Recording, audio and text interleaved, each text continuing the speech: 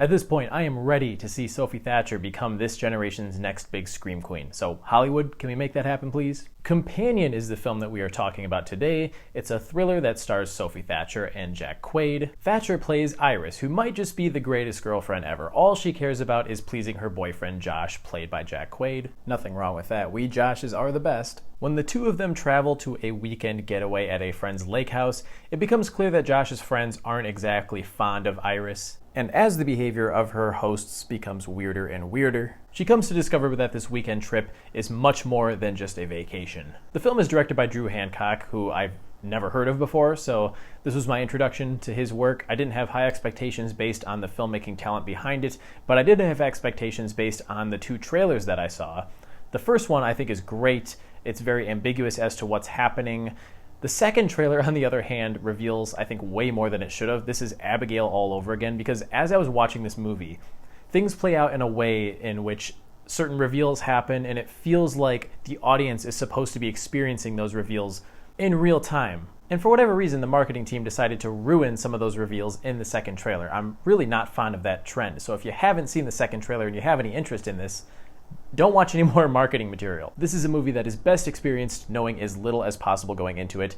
So I'm going to keep this review fairly vague as well, which might be a little bit of a controversial choice. I'm sure other film critics and reviewers, people in the movie sphere, are going to talk about certain plot elements in this film as if everybody knows about them, but I think this is a fun experience if you don't know much going into it. I will say that I appreciate how much of a genre bender it is. There are elements of thriller, mystery type stuff in here, but there's also some sci-fi, some romance. I like that Hancock mixed these things together, and he does this through an idea that I think is very original. Diving into things that I really liked about this film, Sophie Thatcher, she is excellent. Her performance requires a lot of her because her character undergoes many changes over the course of the film, and she does a great job of showing a seamless transition between these stages of emotion and perception that her character goes through. Iris is the most interesting character in the film, and she's probably the only one that we really get much depth from at all. And I enjoyed her presence. I think she brings a lot to the role, and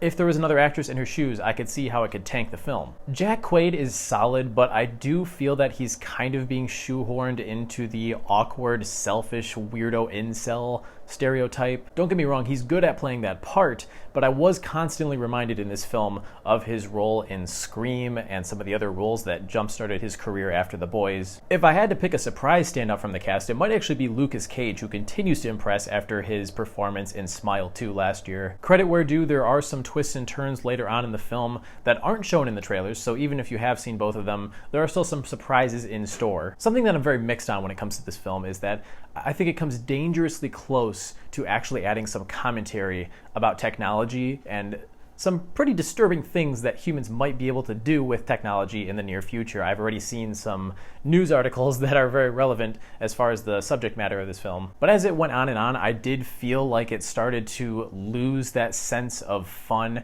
After the reveals, it does turn into a more generic cat and mouse type story. There's so much untapped potential in the concept, and you can kind of feel that it is limited by its budget. I think it was like made for $10 million or something like that. So obviously there's a limitation on what they can do, but you can also feel that there might have been a bit of a roadblock for the screenwriters when they got to a certain point in the story and they're like, all right, so how are we going to get these characters to this location so we can wrap up the story? And the way that they did it didn't feel fully believable to me. As far as some other negatives go, the movie definitely breaks its own rules a couple of times for the sake of plot conveniences. Most of this takes place in the third act, which I think might be the weakest part of the film. I was enjoying it at its most when I was constantly on my toes because I had no idea what crazy turn it was about to take next. Also, I hate when movies tell you how things end at the very beginning and pull the "let me show you how we got here" trick. Companion does this, and because of that, a lot of the revelatory moments for the characters, you know how they're going to resolve in the end. And I think that's a very avoidable issue. They could have just not included like one line of dialogue at the beginning, and it would have solved that problem. I also did not find it quite as funny as a lot of other people in my auditorium. There was quite a bit of laughter. There are some fun satirical moments that make fun of the archetypes that these characters inhabit. In the end, this was a fun time in the theaters. It's very original, it's fun, but it is quite messy, and I do think there's some wasted potential as to what they could have done with this concept. As far as whether or not I would recommend this to your average moviegoer, the best guidance guidance I can give is watch the first teaser, just the first teaser, and see what you think of it. If it intrigues you, I think you'll have a decent time with this. I could see it making for a fun date night because of the twisted romance involved in its premise, but it's nothing you need to rush out to see. If you're not super interested in it, you could definitely wait for streaming. I'm going to give Companion 3 stars.